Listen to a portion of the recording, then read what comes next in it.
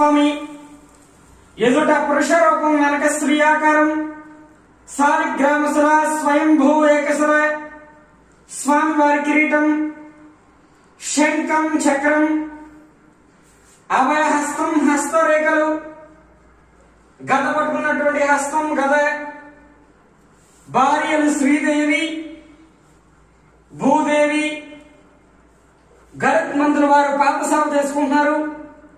విష్ణు పాదోద్భవాగంగా 2 పాదాల మధ్య చిన్న గంగాదేవి విగ్రహం నిరంతరము గంగ స్రవిస్తూ ఉంటుందన్నమాట. శబ్ద మాదిరిగా